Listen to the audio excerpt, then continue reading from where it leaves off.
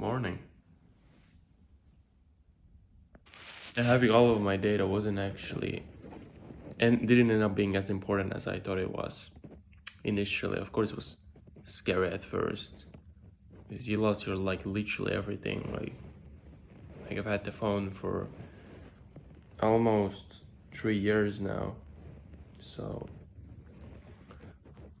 there was a lot of time for me to gather data. But now I only have the stuff that I actually need on my phone, which is navigation apps, some apps to help me with booking, internet obviously, and language books. Okay, like I'm happy with the 12 days because one factor that can make the process longer is having another device that is logged into the Apple ID, which, I mean, that old phone, it should be still locked in it. And obviously I can't lock it out because I can't do anything with the phone. I also will say this, I've noticed that each time I go abroad, each time I travel, I get a little bit better every time in terms of like my packing and navigation strategy, things like that. And that's good. That's exactly what I want because, as I said, this is what I want. This is what I want to spend my money on. I want to visit every region, and when I get to the more difficult places to travel, I mean, Europe is easy in comparison to very, very many places in the world. Well, actually, all, because I'm also European. Like, this is probably the easiest region in the entire world for me to travel in because there's a lot of similarities within the European countries, especially the European Union countries. Like, it doesn't feel too different, basically. But when I go to the more difficult countries like Brazil and then taking it a bit further, then I will need to have that experience. I will need to have the wits about me and the skills and experience to manage and do well there. Obviously, there are a few countries that are just kind of impossible right now because I want to do it solo. I want to do it independently. Some countries, even with like all of the armored vehicles and shit, it's like it's not even worth it. Like Somalia, currently. Afghanistan is kind of like, it's not unsafe, but you never know what Taliban wants to do with you. There's a lot of actually vlogs from Afghanistan, but there have been rumors that YouTubers that were getting paid to show that it's nice there. Yeah, it's not. But I still think I'm afraid of Somalia more and Yemen. Those two. North Korea, not as much actually. Except, well, obviously, that is the hardest country to travel independently, I think. It's like, it's not possible at all. But as far as I know, there's something touristy in each of the region of North Korea. So I think it's still possible to visit every region in North Korea. Maybe if I explain my situation, they will let me. Probably not. Myanmar is also a place that just should be avoided right now, but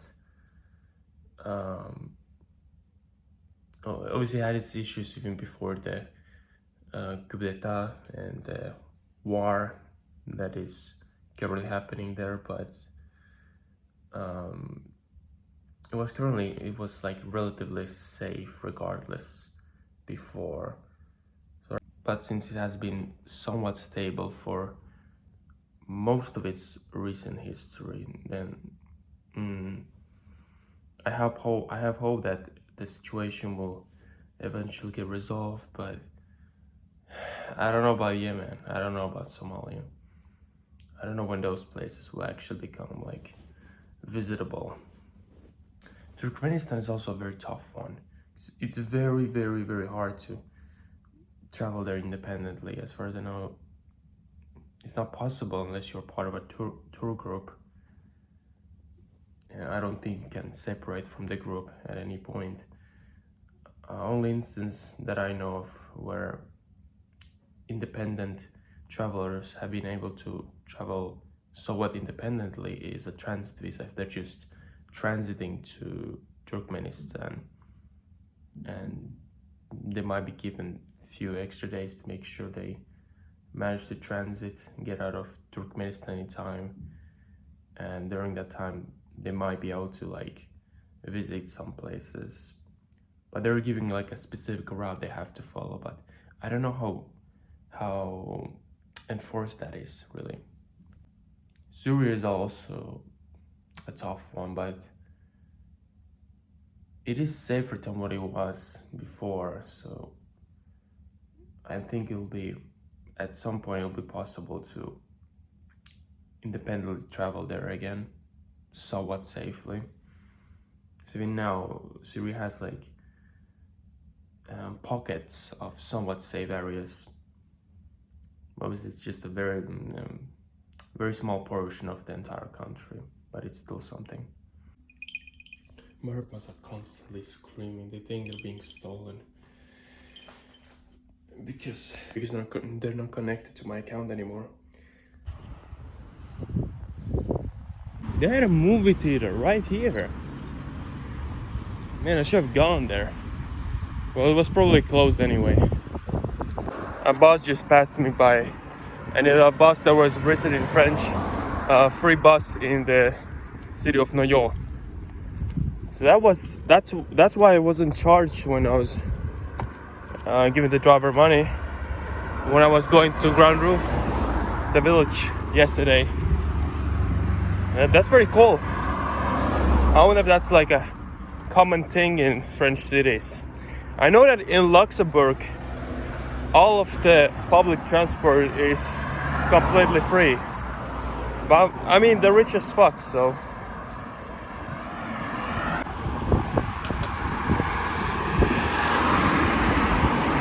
I wonder why the UK flag is here. Maybe like a twin city.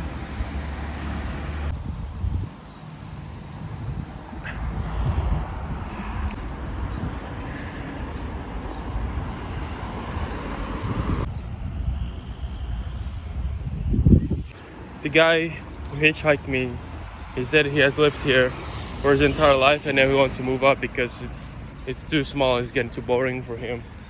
Which I can definitely see, but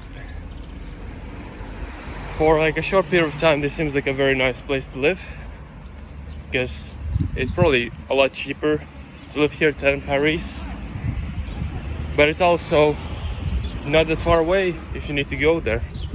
It's like an hour on a train, and the town itself is quite pretty, has a lot of history.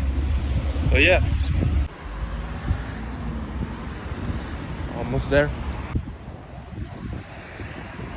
The longer I've been here, easier it gets to like predict how words are pronounced. The train to Paris just left. Now I'm gonna have to wait 2 more hours for another one. But maybe it's good because the station is closed for whatever reason. Maybe because of lunch, because it's like 11:20 right now. So probably by the time the second train comes, the station will be open, so I can buy the tickets more easily that way. Allergies are kicking in.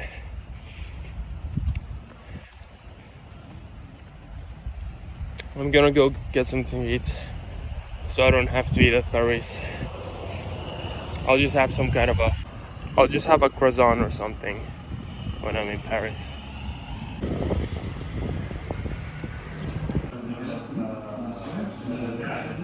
You know what's funny? In Belgium I was asking people, do you speak English? Here I'm being asked that. Like the stereotype, the notion that French people, a lot of them know how to speak English, but they just want out of spite. So far I don't find it to be true. Even my old co-worker I've talked with a lot said the same thing, but so far it has not been the case with me. Like, if the people I'm speaking to in my very broken French, because I only started to study it a couple days ago when I came to Belgium, but if the people I'm talking to speak English, then we will just speak English. Is this shit still closed? Can I even buy online tickets?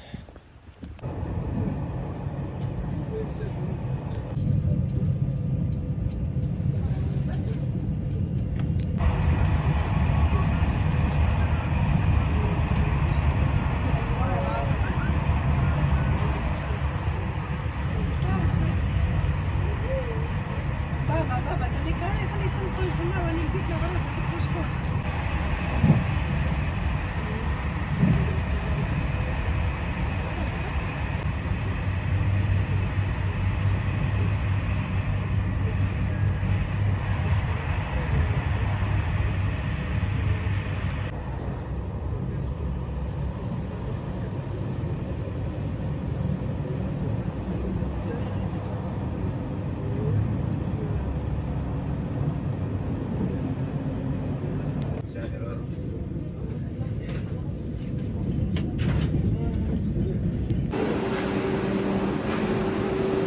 We're in Paris now, and at our 40th first level administrative division.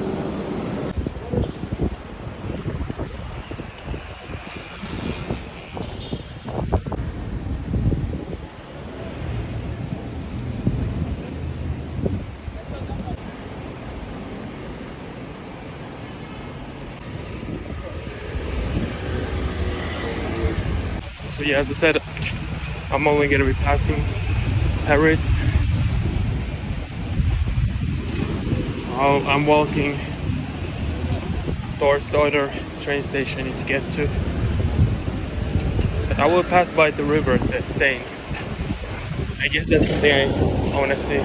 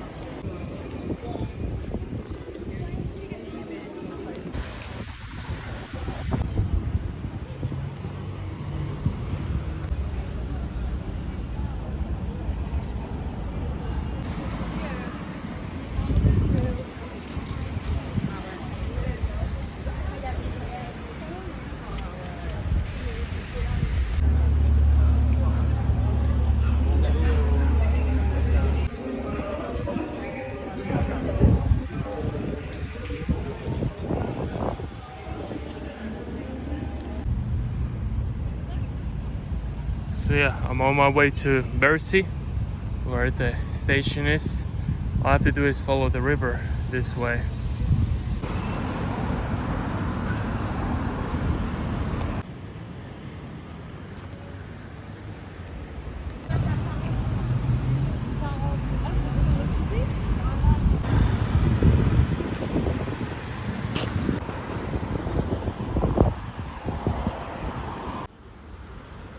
So I'm just looking at the conjugations while I'm walking, and one thing I've been thinking about is, like, since only some of the letters are pronounced in French words, you have a lot of similar words. What are the differences in pronunciation? Well, according to Wiktionary, there isn't. So now I'm looking at the conjugation of the aller word, which means to go in French. And if you look here, for you and he, she, it, it's pronounced the same way. These right here, there are IPA codes, which using a lot of different kinds of symbols represent every kind of sound a human mouth can make. even including the clicks in the Khoisan languages.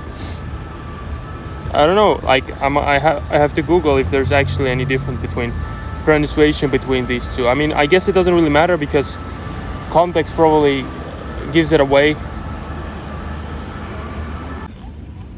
They actually have free water and toilets. Doors must be open for whatever reason.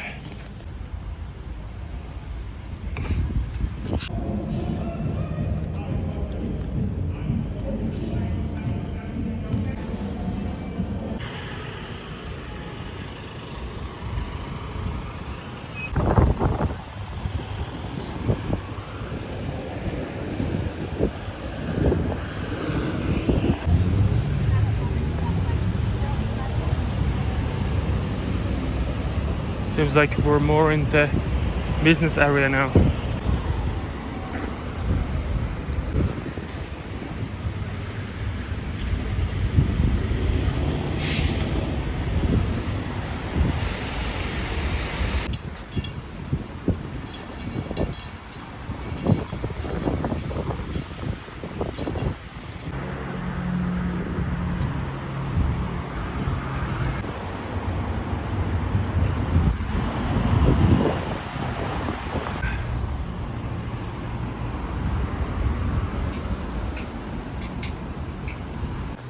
So this is Berisi, I guess.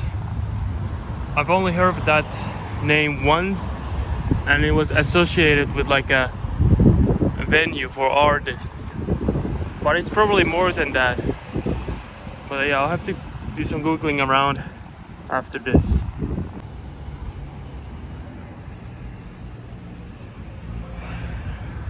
This is something I had been thinking about. It was annoying that I had to return all the way to Sao Paulo because I was all the way to Florianopolis, which is, I mean, they're not that close to each other. It may look like that on the map, but no, they're kind of far away because Brazil is just that huge. Because I would have loved to fly to Porto Alegre and then fly home from there, but a lot of countries, probably most countries, require for you to have a proof of onward travel. So it doesn't even have to be a plane ticket, it can be like a train ticket or a bus ticket, but something that proves that you will leave the country before you overstay your visa or the amount of days you can be in the country without a visa. In Brazil, I think it was probably 2 months, if I remember correctly. But yeah, here's the thing, there's actually websites that can, oh yeah, and in a lot of places you also have to have a some kind of a proof of accommodation, so some kind of a hotel reservation. And when I returned from Brazil, I actually found that there's a lot of these websites that do like these dummy tickets, especially for the flights. So they're actually like legitimate flights, so they can be checked. And same thing with hotel reservations, because it's very it will be very annoying if I had to go back to the original airport every single time I travel to one of those countries that require a proof of onward travel. And I'm doing it simply for convenience reasons, because this is my style of travel. I travel spontaneously depending on the random coordinates. I understand why these governments have these policies in place that you don't overstay in the country and pretty much reside there illegally, which is something I have no intention of ever doing. I simply want to return back home from my current location, wherever it could be within the country. And apparently a lot of people use these for other purposes, but they do. Decided to just sit down here for a minute. The train station should be like that way. Actually, there you can see Gado Sea. So that's the way I have to go, but it's very close.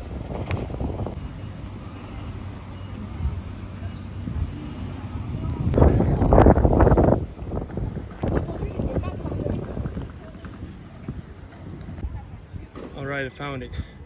Turns out Bercy is just off the area. It looks like a pretty affluent area.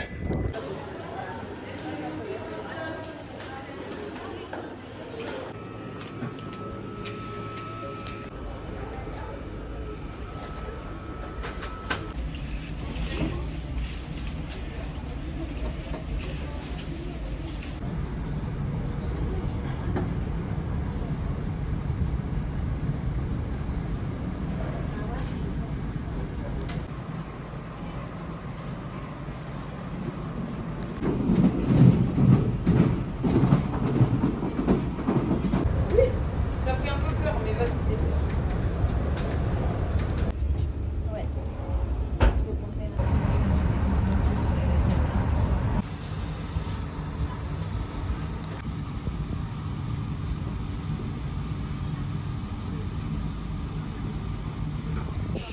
We're at Juni now. The 41st. We're at Juni now, and also our 41st region. I have to do about 6 kilometers, I think. About 6 kilometers of walking again towards like the rural side, towards farms and fields. But again, we're in a slightly different part of France now, and landscape is also slightly different.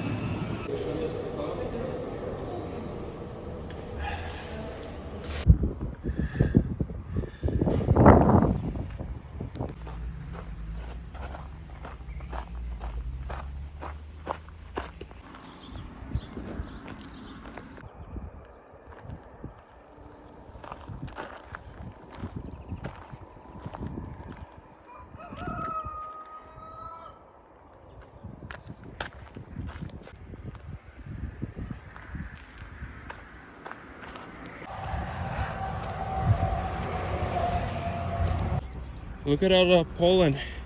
It's been kicking my ass.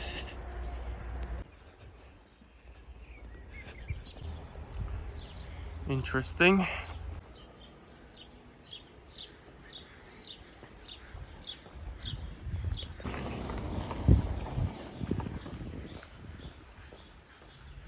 Okay, looks like we're leaving the town now. I've been walking for a little while now, but I still got almost 6 more kilometers to go. According to Google Maps, it'll take me an hour and 10 minutes.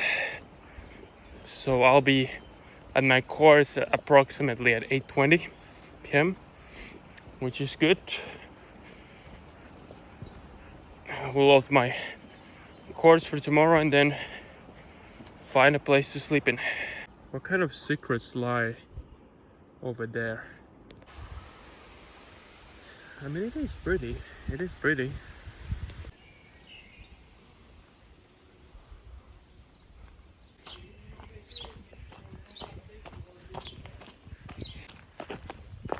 People have some huge gardens in here.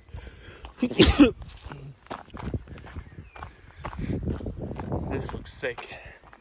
Quite a drastic difference from Paris, right? Even though I was there only like a few hours ago. I've only played tennis once and I loved it. I need to do it again.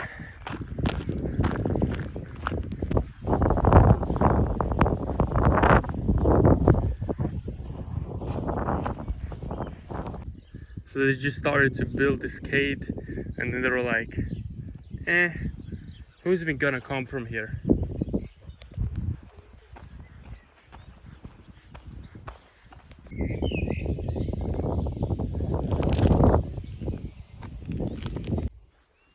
This is like a Windows XP wallpaper.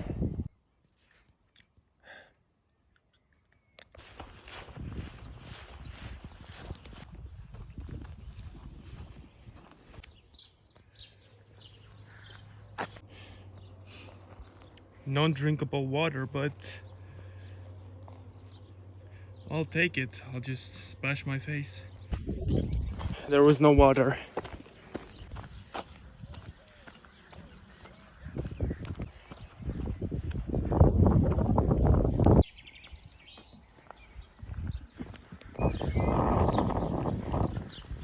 Even these small villages have recycling points. That's nice. Looks like I was actually doing a official hike.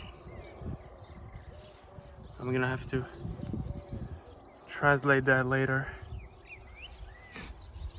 But this is just this is the starting point. But yeah, this is where we are though.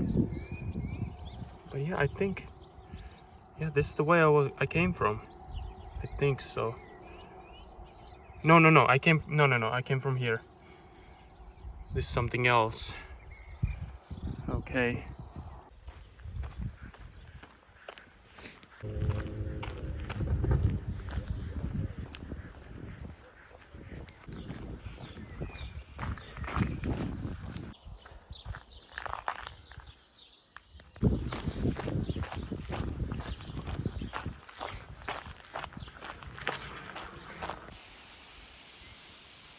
It sounds like there's a river.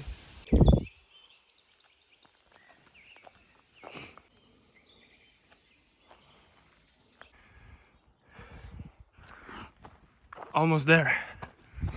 Almost there. Okay, we have finally made it. Finally. Let's take a look. Of course, we'll be like maybe 30 meters that way. What does it say?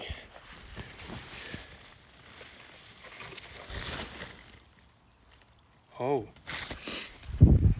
Here? Alright, it's time to load the cords. Alright, let's see. Oh my god, there's so many bugs.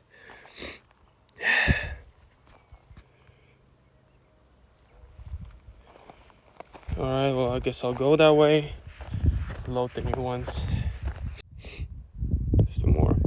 I moved to the new one.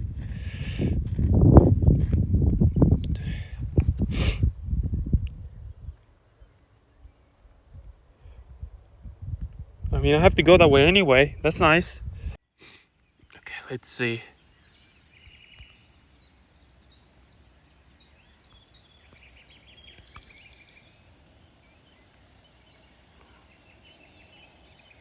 Whoa, okay, that's cool. That's actually like a train, just 7 kilometers away. And then take it all the way to Dijon, and then to Mulhouse. Oh shit, we'll be stopping in Switzerland. Nah, we have to do this. Yeah. So yeah, the situation is that there is actually a town like just 1 hour or 1.5 hour walking distance away that has the train that I need to go to Dijon. And Auxerre is pretty much in the other direction. It will be the station before the town I just mentioned, which is kind of awkward, but it's the only town nearby that has any accommodation options currently. It's 9 p.m. It's not very close. It's much further than what Noyon was yesterday, so I gotta hurry up and make it to the main road and try to hitchhike. The hotel I was looking for was fully booked, but there should be other options. There are. You just need to find a good one and make it to the main road.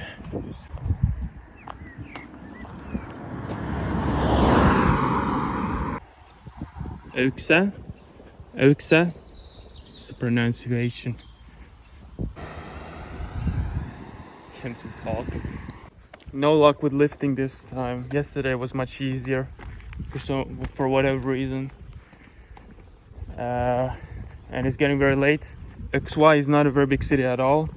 It's a very known city, but it's not a big city at all. There are many options, and I think they're all closed now. So we're gonna make use of the sleeping bag. I just gotta find a good place to sleep in. But now I'm gonna go towards the town I mentioned earlier, which is the optimal town to be in for tomorrow's coordinates, because that's where the train leaves.